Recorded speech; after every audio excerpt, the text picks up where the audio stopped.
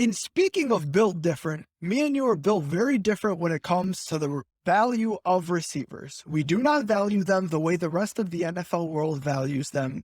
And your big picture really hones in on that this week. So tell us why.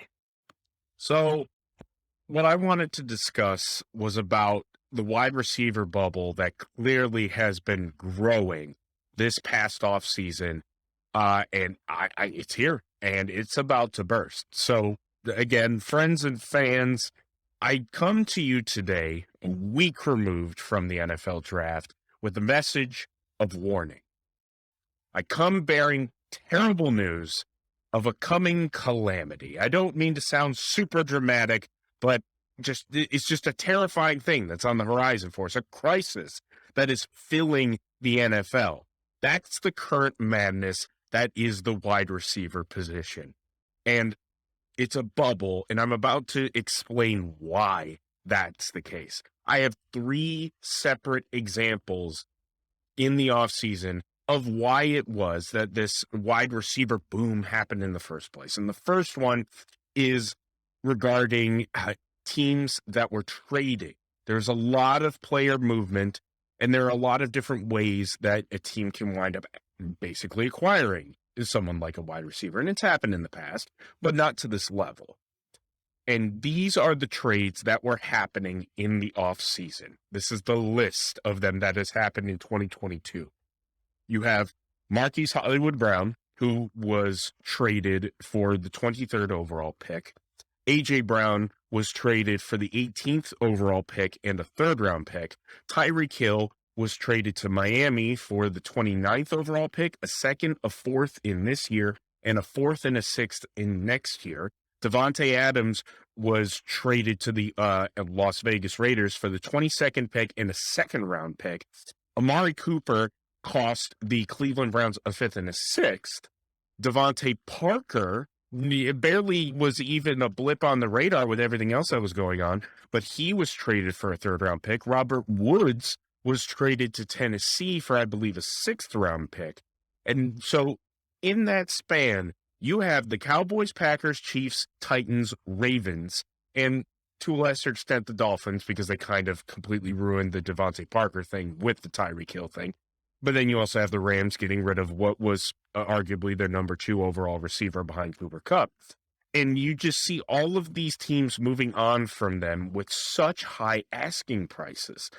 And this offseason was just one to watch. There were fireworks shooting off in every direction for so many different positional players. And it was kind of like the NIL, the free market was just going insane. And that is one aspect of it, the trades. The second aspect of it was the signings in free agency. You have Christian Kirk, who received a 4-year deal at $72 million. Allen Robinson had 3 years at 46. Russell Gage, 3 years at 30. Zay Jones, 3 years at 24. Cedric Williams, 3 years at 22. Jakeem Grant, 3 years at 10. Marquise Valdez-Scantling at 3 years through 30 mil. And then you have the re-signings of Steph Diggs getting 4 years, $96 million. Brandon Cooks, he's like 40 years old. He had 2 years extension for $39.6 million, almost $20 million a year. You had Devontae Adams after he was traded. He signed a 5-year deal, $141 million, and Tyreek Hill got 4 years at $120 million. The point is clearly made. 3 separate aspects: re-signing, free agency, and trades. And then on top of that, for a 4th one, just to add on to it, we have the NFL draft where 6 wide receivers were taken in the 1st round, and you had 3 picks in a row, 10, 11, 12, that were all taken as receivers as well. This, of course, doesn't even address the contingent nature of the position. That is the crazy part of this, guys. That is shown, obviously, where it matters most, the Super Bowl. We have had 2 straight Super Bowls that have seen high-powered offenses led by these crazy, flashy good receivers completely shut down. And it's because the offense couldn't handle a significant pass rush. And then you have players like a Tyreek Hill or a Jamar Chase, who did nothing for the impact of their game, and they were not the ones who decided their games. In Tyreek Hill's case, they were never close, and in Jamar Chase's case, he really didn't have that big of an impact in the game until the fourth quarter. Then you look at Super Bowl winners like the New England Patriots that have never had marquee names at receiver. You have Philadelphia, Denver, Seattle, Baltimore, the New York Giants, all winning Super Bowl titles without marquee receiver help either. And it just shows the value of a receiver when it comes to winning titles. And that's just to say they are only as good as the line that's protecting the man who is the entire reason why they are able to have an impact in the game or not. This position is so widespread, so replaceable, and we are at an all-time high evaluation for the position. It's very much a sell high type of market right now, and you're seeing really good teams do that. Watch this upcoming season in fantasy if you don't believe me. Receivers are going to start to match the values that you would generally see for a running back. Cooper Kupp is an example. He is going to go very high, whether you're in a snake draft and he'll go in top 5 picks, or if you're in an auction, he could go for $50 or more depending on what your payouts look like. And the overall attitude just across the sport feels much like how it was for the running backs into the mid 2010s when you had players like Le'Veon Bell, Ezekiel Elliott, Dalvin Cook, and Christian McCaffrey, who all signed major bloated contracts that wound up being futile for their teams in the future. None of them have aged very well.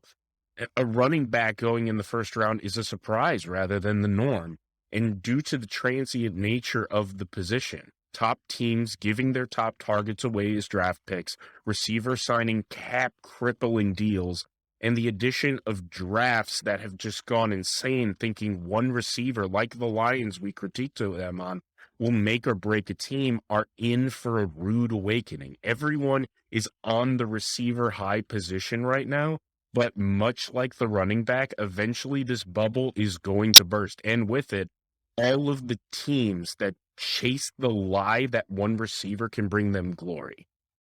So, yes, be careful because this wide receiver bubble is going to burst.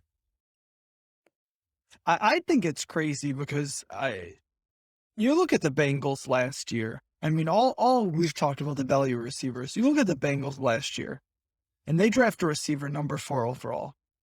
And he turns out to be as big of a hit as you could possibly hope that a receiver pick is going to be. It's a complete 100% hit. And yet, that pick probably cost them a Super Bowl ring. That's right. They draft Penei Sewell, they probably win the Super Bowl. It's like, you can't hit on receiver any harder, and that pick probably cost them the Super Bowl. Well, It's baffling. Man on a mission, I'ma get it. You know I be on a what?